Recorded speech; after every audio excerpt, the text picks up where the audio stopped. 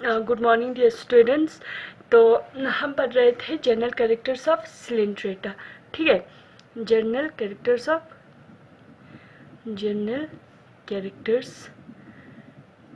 Of coelenterates. तो general characters of Coelenterata की general characters में हमने पढ़ा इसके जो हमारा टॉपिक था। ठीक है, उसमें हमने हमने पढ़ा था इसका हैबिट एंड हैबिटेट। ये हमने कल ही पढ़ा था कि जो मोस्ट ऑफ द सिलेंडर्स क्या होता है, मतलब मोस्ट ऑफ द क्या पूरा सिलेंडर्स एक्वेटिक होता है। ठीक है, और मोस्टली मरीन होता है एक्सेप्ट हाइड्रा। और सेकंड कैरेक्टर्स हमने ये पढ़ा था कि ये सॉलिटरी या कॉलोनियल दोनों में होता है, सिंगल में भी रहता है और कॉलोनीज में भी रहता है। सेडेंट्री होता है, फिक्स्ड होता है। सेडेंट्री होता है और फ्री स्विमिंग भी होता है। Sedentary means fixed, free swimming means movable होता है।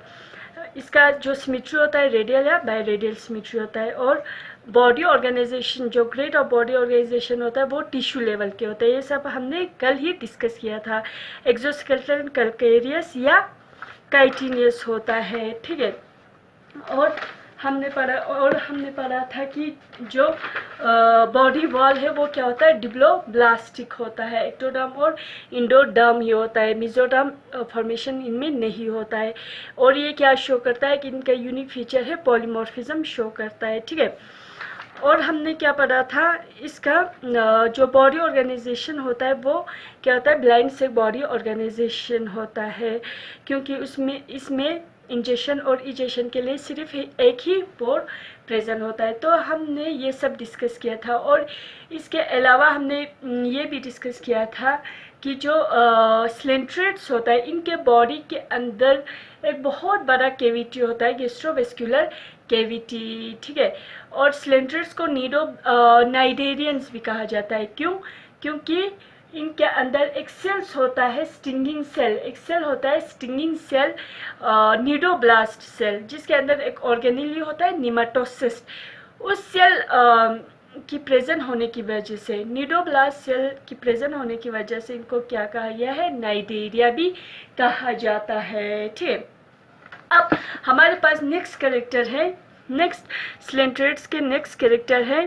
ठीक है, नाइन्थ कैरेक्टर है इसका हमारे पास डाइजेशन। ठीक है, ये डाइजेशन कैसे करते हैं, डाइजेशन इंट्रासेल्यूलर होता है या एक्स्ट्रा सेल्यूलर होता है, कौन सा डाइजेशन सिलेंट्रेट्स में होता है। ठीक है, अब देखो डाइजेशन पोरिफेरेंस और प्रोटोजोआ और पोरिफेरेंस में हमने पढ़ा कि जो डाइजेशन होता है प्रोटोजोआ और पोरिफेरा के अंदर, डाइजेशन इनका कैसा होता है, intracellular, inside of the cell क्या होता है, डाइजेशन होता है। ठीक है, लेकिन इनमें मैंने कल ही बताया कि जो सिलेंट्रेट्स होता है इनके अंदर माउथ प्रेजेंट होता है। माउथ प्रेजेंट होने की वजह से इनका डाइजेशन माउथ में भी होता है। ठीक है, इंट्रासेलुलर मीन सेल के अंदर होना, लेकिन अगर माउथ में भी डाइजेशन हो रहा है तो ये एक्स्ट्रा सेलुलर है। तो डाइजेशन जो है सिलेंट्रेट्स के अंदर, डाइजेशन जो है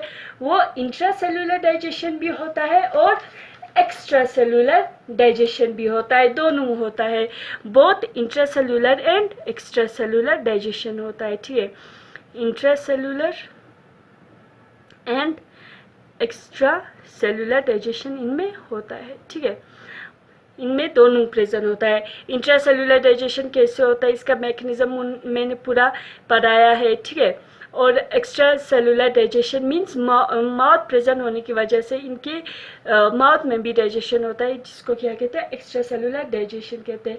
अब इनमें जो रेस्पिरेटरी या एक्सक्रीटरी या सर्कुलेटरी सिस्टम कुछ प्रेजेंट नहीं होता है। ठीक है, ये वांटिंग होता है। Wanting means in process of making.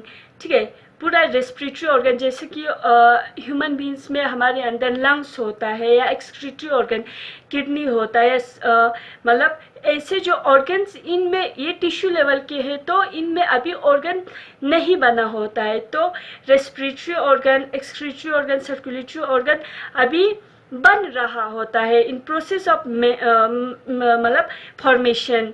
ठीक है, बन रहा होता है। तो respiratory okay, respiratory, excretory and circulatory system. Circulatory organ है, circulatory system. Wanting means in process of formation, ठीक है, in process of formation, ठीक है, इन प्रोसेस ऑफ फॉर्मेशन. अब ठीक है, इनके अंदर अब मैंने कहा था कि जो सिलेंट्रेट्स जो होता है, इनके अंदर सिलेंट्रेट्स क्यों कहा गया है सिलेंट्रेट्स क्यों, क्योंकि इनके अंदर एक केविटी प्रेजेंट होता है, सिलेंट्यूरोन केविटी या गैस्ट्रोवेस्कुलर केविटी. एक्चुअली जो माउथ जो प्रेजेंट होता है इनके अंदर, ठीक है, जो माउथ प्रेजेंट होता है वो डायरेक्टली ओपन होता है इनके केविटी के अंदर. मान लो ये इनका माउथ है, ठीक है, माउथ है, तो माउथ ओपन होता है, इसमें कोई एलिमेंट्री कनाल तो है नहीं, जैसे कि हमारा माउथ ह्यूमन बींग्स के अंदर माउथ ओपन होता है हमारे किसमें, फायरिंग्स में, फायरिंग्स ओपन होता है किसमें, इसोफेगस में, इसोफेगस ओपन होता है स्टमक में. तो हमारे पास पूरा एलिमेंट्री कनाल है, लेकिन इनके पास मान लो माउथ तो है, सिलेंट्रेट्स के पास माउथ प्रेजेंट है, लेकिन माउथ के बाद जितने भी एलिमेंट्री कनाल है वो सारे क्या होता है, एब्सेंट होता है. तो माउथ ओपन होता है एक केविटी में, मान लो ये इनका केविटी है, गैस्ट्रोवेस्कुलर केविटी या सिलेंट्यूरोन में, तो माउथ डायरेक्टली किस में ओपन होता है, इसी केविटी में ओपन होता है, ठीक है. और माउथ से ही इंजेक्शन भी होता है, फूड अंदर लेता है, और जो एक्सक्रीटरी प्रोडक्ट है, वेस्ट मटेरियल है, माउथ से ही बाहर, ठीक है. तो एक ही पोर्ट प्रेजेंट होता है, ठीक है. हमारे पास इंजेक्शन और इजेक्शन के लिए अलग अलग पोर्ट होता है, लेकिन इनके पास एक ही पोर्ट प्रेजेंट होता है, जिसकी वजह से इसको हमने बॉडी ऑर्गेनाइजेशन, इसका ब्लाइंड से बॉडी ऑर्गेनाइजेशन बताया था, ठीक है. तो a single internal cavity called gastrovascular cavity or cylindron into which mouth opens, anus is absent. तो हम लिख सकते हैं a single cavity known as a single internal cavity, a single internal cavity called gastrovascular cavity या सिलेंट्यूरोन भी कहा जाता है, ठीक है, गैस्ट्रोवेस्कुलर केविटी और सिलेंट्यूरोन या सिलेंट्यूरोन भी कहा जाता है. Into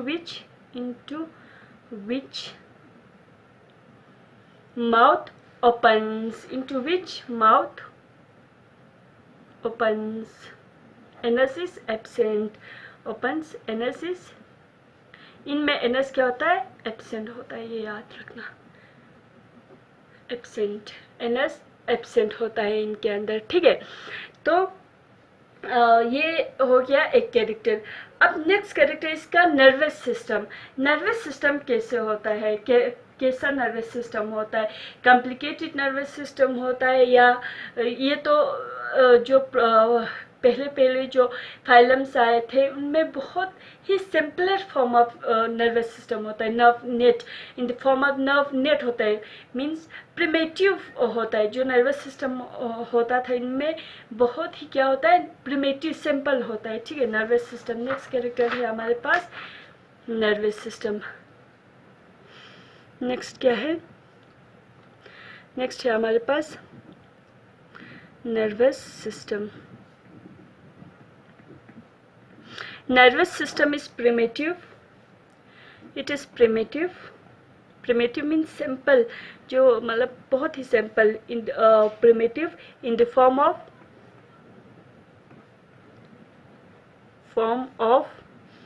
nerve net. किसकी शक्ल में होता है, nerve net की शक्ल में होता है, ठीक है.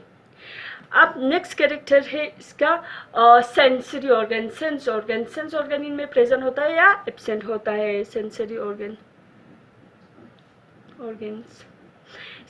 सेंस ऑर्गन, इनमें दो सेंस ऑर्गन प्रेजेंट होता है, सेंस ऑर्गन, ठीक है. इनमें क्या होता है, दो सेंस ऑर्गन प्रेजेंट होता है. एक होता है sensory organ in the form of ocelli and एक होता है स्टेटोसिस्ट. क्या होता है, दो सेंस ऑर्गन प्रेजेंट होता है, ocelli, OCELI, ocelli and statocyst, STATOCY statocyst. Ocelli जो होता है ये टच रिसेप्टर होता है, रिस्पॉन्स टुवर्ड्स टच, ठीक है।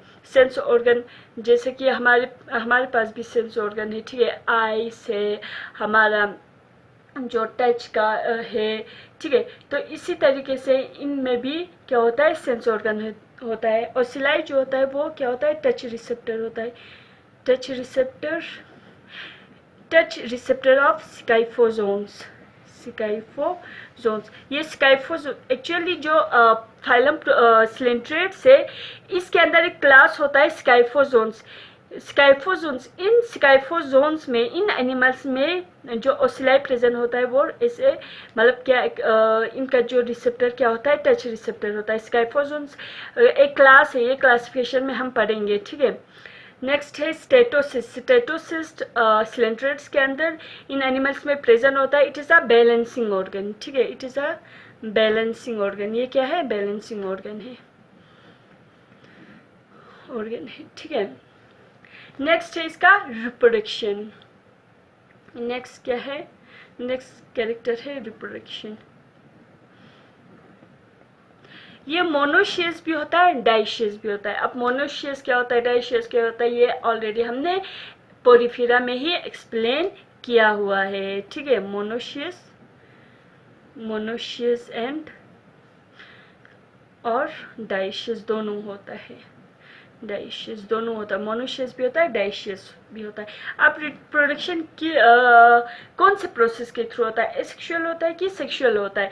तो इनमें एसेक्सुअल रिप्रोडक्शन भी होता है और सेक्सुअल रिप्रोडक्शन भी होता है, दोनों होता है, ठीक है। Asexual and sexual both, asexual and sexual. Asexual होता है किसके थ्रू, बाई बडिंग के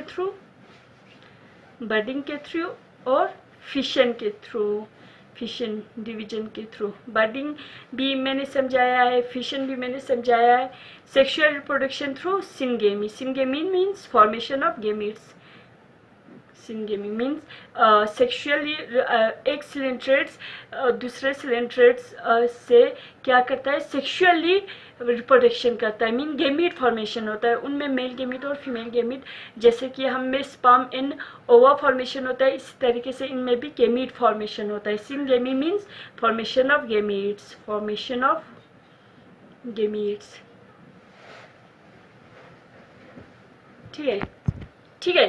तो सिनगेमी होता है इनमें, सिनगेमी मीन्स गेमीट्स फॉर्म होके इनके अंदर फर्टिलाइजेशन होना, फर्टिलाइजेशन ऑफ गेमीट्स, ओवा और स्पर्म बन के क्या होना, फर्टिलाइजेशन होना, सिनगेमी होना, रिप्रोडक्शन होना, इसके थ्रू सेक्सुअल रिप्रोडक्शन होता है। नेक्स्ट है इनका डेवलपमेंट, ठीक है। नेक्स्ट कैरेक्टर क्या है, next general character is development. ये हो गया 11, ये हो गया nervous system is 12, sensory organ is 13 और reproduction is 14, 15।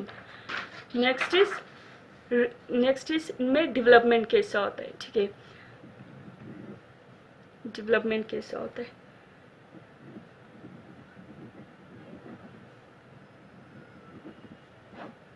डेवलपमेंट, इनमें जो डेवलपमेंट हमने पोरिफेरा में पढ़ा था, पोरिफेरा में डेवलपमेंट जो होता है वो इनडायरेक्ट डेवलपमेंट होता है विथ पेरेन्काइमुला या एम्फीब्लास्टुला लार्वा, इनमें लार्वा का प्रेजेंट होता है। इसी तरीके से सिलेंट्रेट्स में भी डेवलपमेंट क्या होता है, इनडायरेक्ट डेवलपमेंट होता है। डायरेक्ट और इनडायरेक्ट डेवलपमेंट मैंने पहले ही समझाया है, ठीक है, इनडायरेक्ट डेवलपमेंट। तो ये कुछ मतलब टर्म्स आएंगे जो बार बार रिपीट होंगे, जैसे कि मोनोशियस क्या होता है, डाइशियस क्या होता है, या डायरेक्ट डेवलपमेंट क्या होता है, इनडायरेक्ट डेवलपमेंट क्या होता है, digestion, intracellular digestion, extra cellular digestion, ये बार बार हमारे जो एनिमल किंगडम है इसमें बार बार हर फाइलम में रिपीट होते रहते हैं। तो जब स्टार्टिंग में आप पढ़ोगे तो अच्छे से पढ़ लेना, क्योंकि ये हर एक फाइलम में आ जाता है, ठीक है, कि इसमें इनडायरेक्ट डेवलपमेंट होता है या डायरेक्ट डेवलपमेंट होता है। तो इनको अच्छे से पढ़ लेना ताकि बार बार हमें याद करने की ज़रूरत नहीं पड़े, ठीक है। डेवलपमेंट इनमें क्या होता है, इनडायरेक्ट डेवलपमेंट होता है। It involves free swimming ciliated larva called as planula larva. Indirect development mean जिनमें वो डेवलपमेंट जिन ऑर्गेनिज्म में इनडायरेक्टली डेवलप्ड होता है, means without larva, sorry with larva इनमें होता है, ठीक है। लार्वा इन्वॉल्व होता है इनके डेवलपमेंटल स्टेज में। अगर लार्वा इन्वॉल्व होता है, ठीक है, लार्वा बनता है, तो उसको कहते हैं इनडायरेक्ट डेवलपमेंट। हमारे जो ह्यूमन बींग्स का जो डेवलपमेंट है वो डायरेक्ट होता है, ठीक है। हमें कोई लार्वा वार्वा फॉर्मेशन नहीं होता है। जैसे कि अगर हम एक और एग्जांपल देंगे इनडायरेक्ट डेवलपमेंट का, तो बटरफ्लाई में पहले क्या बन जाता है, बटरफ्लाई का लार्वा बन जाता है, कैटरपिलर बन जाता है, फिर कैटरपिलर मोल्टिंग होके, ठीक है, मेटामॉर्फोसिस होके क्या बन जाता है, इसका बटरफ्लाई बन जाता है, कैटरपिलर से बटरफ्लाई बन जाता है। इसी तरीके से इनमें भी पहले लार्वा बन जाता है, फिर अडल्ट बन जाता है मेटामॉर्फोसिस होके। लेकिन हम में कोई लार्वा वार्वा नहीं बनता है, बस ऑफस्प्रिंग मतलब प्रोड्यूस होता है, फिर उसी का ही कोई लार्वा वार्वा नहीं बनता है। तो डेवलपमेंट होके क्या बन जाता है हमारा, मतलब अडल्ट स्टेज आ जाता है, अडल्ट बन जाता है। तो इनमें सिलेंट्रेट्स में डेवलपमेंट जो होता है इनडायरेक्ट डेवलपमेंट होता है। Indirect development involves free swimming, ciliated larva,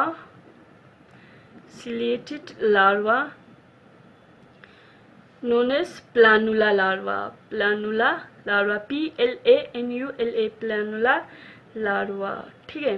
ये इसका डेवलपमेंट है, ठीक है।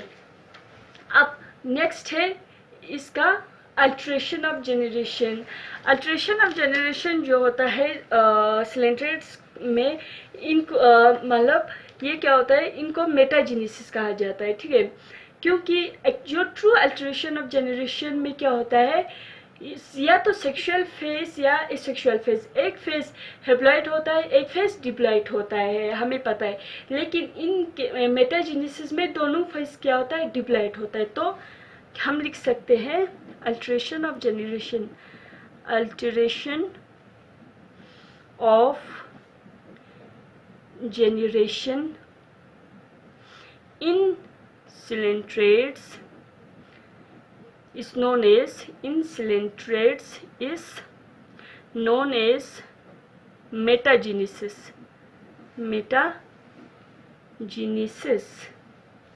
because both the sexual and asexual phase are diploid,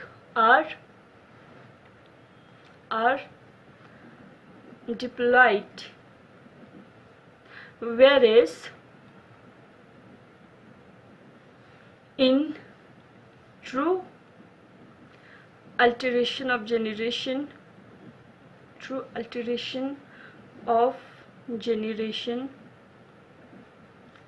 whereas in true alteration of generation, one phase should be haploid and other phase should be diploid. One phase should be haploid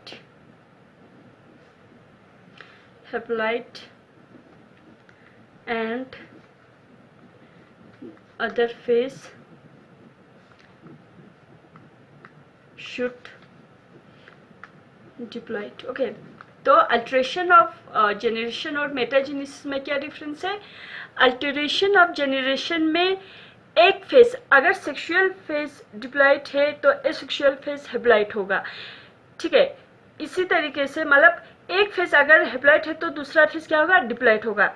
ये alteration of generation में। लेकिन metagenesis जो coelenterates में present होता है, metagenesis, इसमें दोनों phase sexual और एसेक्सुअल फेज दोनों क्या होता है, डिप्लॉइड होता है, इसलिए इसको क्या कहते हैं, मेटाजेनेसिस कहा जाता है, ठीक है।